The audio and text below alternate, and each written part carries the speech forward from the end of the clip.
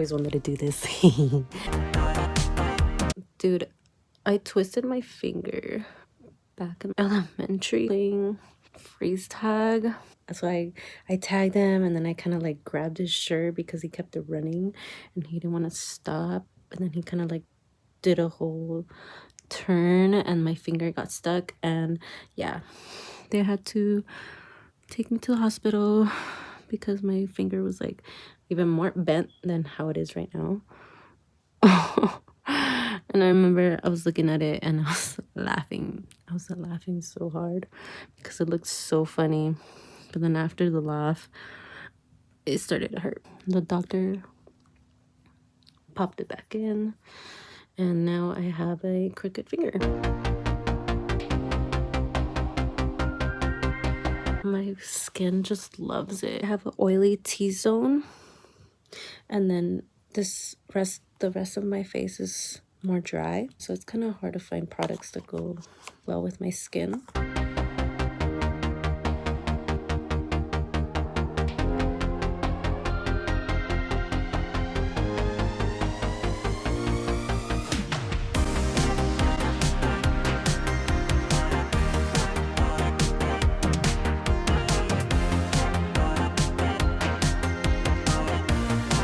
Yeah, I think I kind of cleaned up my brows. I just kind of follow their natural shape. Or maybe my eyebrows are still fucked up. I have eyebrow blindness. You saw my SpongeBob painting, like. Good morning. Happy audition day. Honestly, dude, I did not sleep. I wish I could just nap during the line and just float my way to when it's ready. And the birds are chirping. The birds are saying, I got a feeling.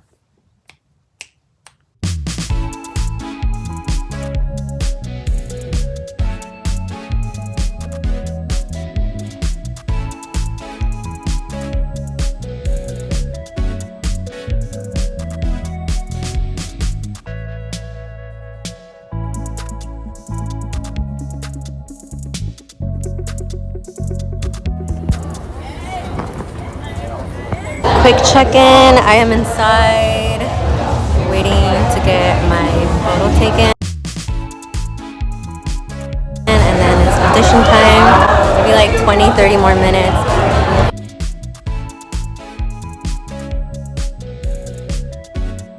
It's May, 29? Pores are. I'm breaking out so bad. I had chocolate. Usually chocolate breaks me out, and I love chocolate.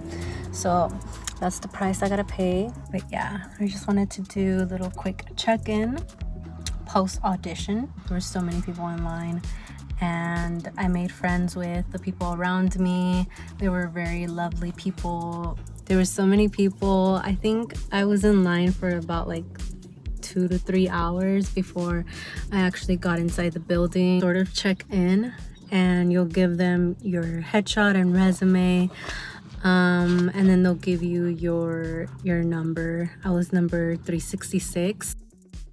It's a leap year number, so I thought that was kind of cool. You are still in line, and then there's a photographer inside, and then he goes ahead and takes your picture. You take a picture from the front, and then they also take a picture from the back. I'm pretty sure that translated that I was feeling very nervous. I definitely didn't feel like my body was up to that dancer body style. I don't want to talk down on my body because my body has gone through so much, and I want to love it and treat it well, but unfortunately my insecurities got to me that day. Yeah, so then afterwards, so after they take your picture, you go ahead and you're still in line, and then it kind of like curves around. You go through like the hallway and then up the stairs, and then you'll get to like the main area. Everyone's kind of going, they're not going in 3, but it's kind of like a train. So once you're on stage, you'll see that there's boxes marked with tape. So you want to, they don't tell you this, but I'm pretty sure like that's your mark. That's where you're supposed to stay and dance in that box. Yeah, this was my first audition, so I was just kind of like observing, seeing like what the flow was like, what other people are doing. I'm glad that I went and I did it because it was something that I've always wanted to do but never really had the courage to do it. And although I didn't get casted, it was a great opportunity to learn. It was such a growing experience. They did reach out to me to submit a video. Actually, it's a video audition for Beyond at the Gorge, and they were looking for character dancers. I'm not really quite sure what the difference is. I couldn't see myself traveling to Seattle to dance at Beyond at the Gorge. It would have been a great opportunity if maybe my finances were a lot better. Beyond at the Gorge, it looks so beautiful. The venue itself is pretty much outdoors, and I feel like there's a lot of hills and it's very like outdoorsy. It's like very much my vibe. Yeah, Insomniac does not cover travel. They don't cover a place to stay, I believe. And if they do, I think you might have to camp and like bring your own stuff, and I don't have things for camping. Like it was just it was a great learning experience. I loved having the opportunity to dance. But I love freestyling. I think that's more me, feeling the music. Of course, there's certain moves or like combo moves that you can use so that your performance can look a lot cleaner, a lot better. Is this my passion? I'm still kind of discovering what it is that I want to do for the rest of my life. Been on this journey of self-discovery. And I've always wanted to do YouTube. I think I created my YouTube account back in like 2021. And back in 2020, I experienced grief. I lost my dad, and it wrecked me. Why am I not more appreciative of my life? I did go through phases where I didn't want to be on this earth anymore. I was so upset because I'm like, why am I still here? Like, what is my purpose? What am I doing? Like, I felt like I was being betrayed left and right. I was just like getting kicked down, and I was having someone step on my neck and tell me that my dreams were pipe dreams and that I was a starving artist. And these were like words that were piercing my soul. Like I was already down, and then you're gonna go ahead and bring me more down. But you know what? I'm kind of grateful for those experiences because it taught me to be stronger. It taught me to choose myself. And ultimately, it taught me to choose life.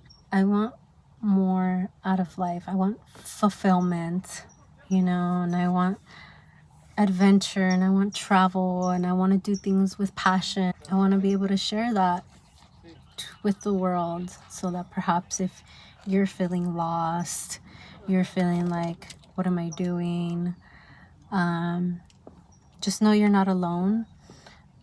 Nothing is set in stone. You can always make a different choice today that's going to lead you to a different path tomorrow. I think it starts with little changes, doing little things, and then I think that starts giving you the confidence to start doing other things. You just got to get out there and try things, you don't know until you try.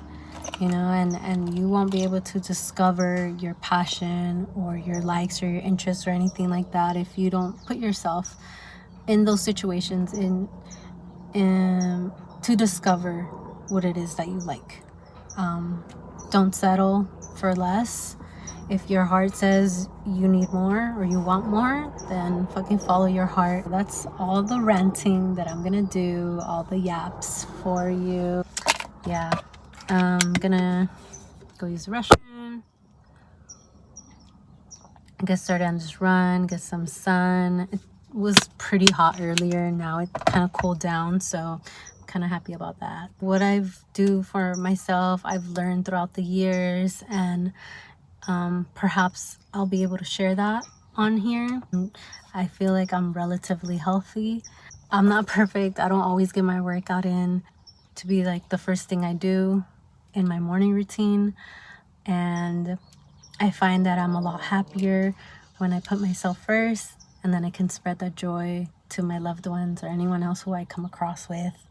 If you made it this far, thank you so much for watching. I truly appreciate you. You have a blessed day. I hope you continue to pour love into yourself. I hope that you find or are doing things that you love, things that make you happy.